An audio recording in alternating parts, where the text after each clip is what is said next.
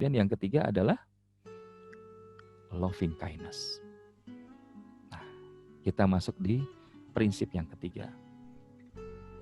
Loving kindness. Loving kindness ini apa? Sederhananya adalah merupakan getaran rasa paling kuat dalam hati. Itu adalah cinta. Sebagaimana diungkapkan Imam Al-Ghazali rahimahullah, saat seorang itu beribadah kepada Rabb yang menciptakannya, ada di 3 level.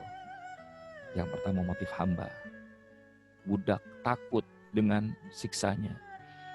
Yang kedua tujar, pedagang yang mengharapkan keuntungan dari niaga yang dilakukannya. Tapi bagaimana yang paling tinggi levelnya adalah al-muhibbin, al-hub, cinta. Maka skill set ataupun prinsip yang perlu kita miliki di dalam heart mastery setelah menghadirkan ketulusan, kerendah hatian, penuhi dengan semangat cinta. Dan cinta yang paling sempurna adalah tanpa syarat. Cinta yang paling sempurna adalah tanpa syarat, tanpa tapi, enggak pakai tapi. Sebagaimana kisah Anas bin Nadir radhiyallahu anhu, paman Anas bin Malik radhiyallahu anhu. Ketika beliau tertinggal di perang Badar, maka ketika di perang Uhud, dia bertanya kepada Rasulullah, "Ya Rasulullah, apa yang akan saya dapatkan kalau saya kemudian masuk ke di balik bukit Uhud itu?" Sementara beliau saat itu sedang memegang sebutir kurma yang akan dimasukkan kepada mulutnya. Namun saat itu Rasulullah mengatakan, "Al-Jannah, kau akan mendapatkan surga." Maka saat itu juga Anas bin Nadir radhiyallahu anhu maka melepaskan kurma itu dan dimasukkan kembali ke tempatnya, dan seraya beliau berkata, "Allahu Akbar, wahai sahabat-sahabatku, sungguh aku melihat surga di balik bukit Uhud di bawah kilatan pedang." Maka beliau pun masuk ke medan pertempuran dengan sangat luar biasa. Dan ketika saat itu selesai pertempuran di mana umat Islam mengalami kekalahan, maka sampailah Rasulullah di jasad dari Anas bin Nadir yang sudah hampir tidak bisa dikenali lagi, kecuali ada seorang ahli keluarganya yang kemudian mengenali dari tanda lahir di bagian tubuhnya. Karena tubuhnya ini sudah tidak berbentuk lagi. Sayatan pedang, tombak, puluhan anak panah sudah tidak menjadikan terbentuk lagi sebagai satu sosok yang utuh. Dan inilah bentuk kecintaan tanpa syarat. Seorang yang cinta kepada Allah dan Rasulnya, dia gak akan bilang, "Iya sih saya pengen tobat, tapi nanti kalau saya sudah keluar dari pekerjaan. Saya pengen sih sholat, tapi nanti kalau saya sudah sampai di pucuk pimpinan." No, gak ada. Loving kindness. Loving kindness. Maka inilah yang menjadi salah satu prinsip, dan kita bisa merasakan dari setiap guru-guru di PPA, termasuk mereka para guru-guru kita lainnya yang ketika berbicara dengan penuh cinta itu, mereka akan mengerahkan segalanya yang terbaik. Mereka nggak pengen ngasih itu cuma sekedar, tapi mereka ingin ngasih, memberikan yang terbaik. Dan itulah yang diungkapkan oleh almarhum Ustadz Rahmat Abdullah. Cinta itu lahir dalam bentuk anugerah ukhuwah. Memang seperti itulah dakwah. Dakwah adalah cinta. Dan cinta akan meminta semuanya dari dirimu. Sampai pikiranmu, sampai perhatianmu, jalan duduk dan tidurmu, bahkan di tengah lelapmu, isi mimpimu pun tentang dakwah, tentang umat saudara yang kau cintai. Dan sungguh resonansi cinta ini kita dapatkan dari figur pecinta yang luar biasa. Dialah Rasulullah Muhammad SAW. Rasulullah tidak pernah berhenti mendoakan umatnya, tidak pernah berhenti merisaukan daripada umatnya. Inilah cinta tanpa syarat, inilah cinta sempurna yang Allah abadikan di dalam Al-Quran. Laqad ja'akum rasulun min anfusikum azizun alaihi ma'anittum harisun alaikum bil mu'minina raufur rahim. Telah datang seorang rasul dari kalangan kalian sendiri yang amat sangat menginginkan keselamatan atas kalian, walaupun terasa berat beban penderitaan kalian olehnya, dan beliau bersikap lemah lembut kepada sesama mukmin. Maka di dalam hal ini berkomunikasi, spiritnya adalah bukan sekedar untuk memberi, ataupun bukan hanya, mohon maaf, hanya sekedar menerima, tapi bagaimana kita bisa memberi. Bukan hanya sekedar mengambil, tapi bagaimana kita bisa memberi. To take and give. Tapi kalau kita fokusnya to give, to give, to give, to give, maka insya Allah inilah bentuk cinta. Karena cinta, dia akan mau mengorbankan apa saja. Nah, lalu bagaimana bagi kita? Salah satunya adalah ketika kita mendoakan saudara-saudara kita tanpa sepengetahuan mereka. Itu salah satu bentuk cinta. Saat kita mau berkomunikasi sama pasangan, doakan dulu sama Allah. Saat kita berkomunikasi kepada anak-anak kita, doakan dulu anak-anak kita.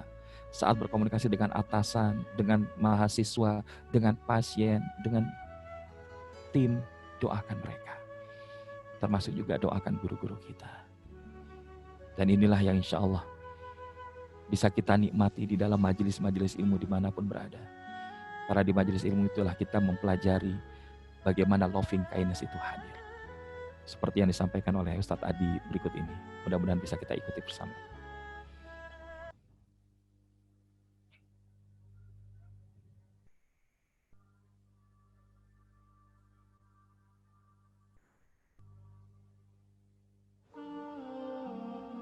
Saya tidak peduli siapapun Anda. Anda pernah bermaksiat, Anda pernah berbuat salah, kita manusia yang tidak luput dari dosa. Tapi saya ingin berikan tawaran dari Al-Quranul Karim. Quran surah keempat An-Nisa ayat 100, posisi paling kiri sebelah bawah. Pernah ada orang berbuat maksiat yang tak terlukiskan. Ada seorang yang pernah bunuh orang.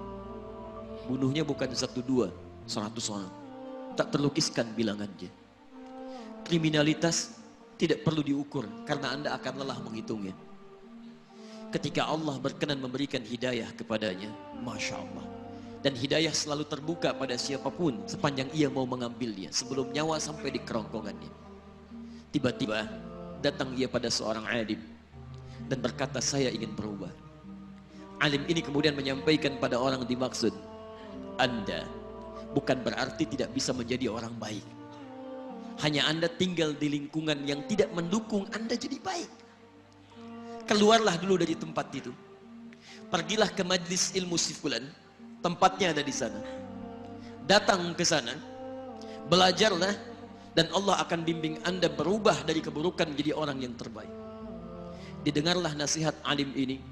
Berangkatlah orang dimaksud, menempuh perjalanannya. Tiba-tiba Masya Allah, belum sampai ke tujuan, di pertengahan jalan, konon disebutkan lebih sejengkal, tiba-tiba maut datang menjemputnya. Thumma yudrikul maut. Apa yang terjadi? Langkahnya dihitung sebagai ibadah. Dalam terapnya dia beristighfar, tobat kepada Allah subhanahu wa ta'ala. Taubatnya menghadirkan cinta Allah subhanahu wa ta'ala. Quran surah kedua ayat 222 di ujung ayatnya. Innallaha yuhibbut tawwabin. Allah mencintai orang-orang taubat. Dan cinta Allah menghadirkan ampunan bagi seluruh dosanya. Quran surah ketiga Ali Imran ayat 31, paling kiri sebelah atas.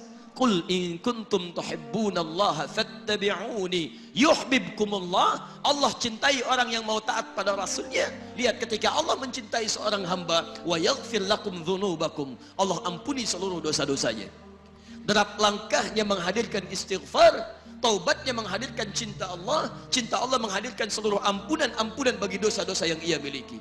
Maka apa yang terjadi? Di tengah perjalanan maut menjemputnya, thumma yudrikhul maut faqad waqa'a ajruhu 'ala Allah. Dan pahala diberikan kepada orang tadi.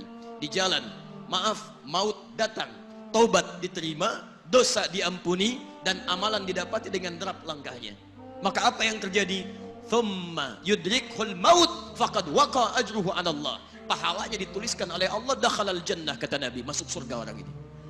Anda bisa bayangkan, pernah bunuh orang 100 orang, terlukiskan, kriminalitas tak perlu dihitung. Ketika dia mau bertobat, datang ke majlis ilmu, Masya Allah, meninggal di tengah jalan, kata Nabi, dakhalal jannah. Bertobat diampuni dosanya, derap langkahnya ada pahalanya, dakhalal jannah. Turun ayat untuk melukiskan tawaran yang sama kepada kita. Wa may yuhajir fi sabilillahi yajid fil ardi muraghaman katsiran was'a. Siapapun yang mau berubah kembali pada ketentuan jalan Allah, kalau dia masih punya batas-batas kehidupan, kami akan berikan kelapangan di sisa hidupnya dan kelimpahan-limpahan kenikmatan selama dia hidup. Wa may yakhruj min baitihi muhajiran ila Allahi wa rasulih.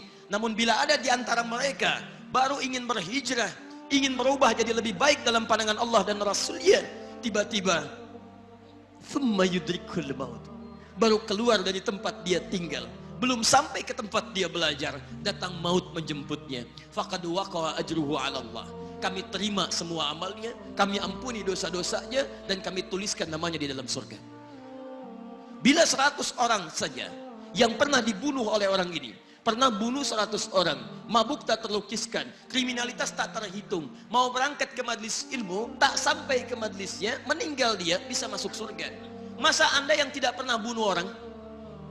Ada yang pernah bunuh orang di sini? Boleh angkat tangan? Ada polisi di sini, langsung saya sampaikan insya Allah. Anda gak pernah bunuh orang, Anda tidak pernah mabuk, Anda tidak pernah berbuat kriminalitas seperti orang dulu. Salah, wajar, tapi pintu tobat terbuka untuk kita semua. Masya Allah, bedanya dengan orang tadi belum sampai ke majlis ilmu, Anda sudah hadir di dalamnya, langsung di rumah Allah, diberikan tempat yang terbaik, dan kita akan belajar. Kalau dengan semua ini belum mempermudah Anda ke surga, dengan cara apa lagi Allah mesti mengantarkan Anda ke surga? Kalau dengan duduknya Anda di sini belum mau juga bertobat, dengan cara apa lagi Allah harus bertobat? Kalau dengan seperti ini belum juga Anda taat kepada Rasul, dengan cara apa lagi Allah mesti meyakinkan Anda untuk taat kepada Rasulullah SAW? Karena itu teman-teman sekalian, mari kita pelajari ilmunya, dan dengan ilmu itu akan membimbing kita insya Allah kembali kepada Allah, sampai mengajak keluarga kita ke surga insya Allah. Barakallah. Mudah-mudahan ini bisa menjadi salah satu penguat untuk menghadirkan prinsip-prinsip dalam hak master yang sudah kita pelajari.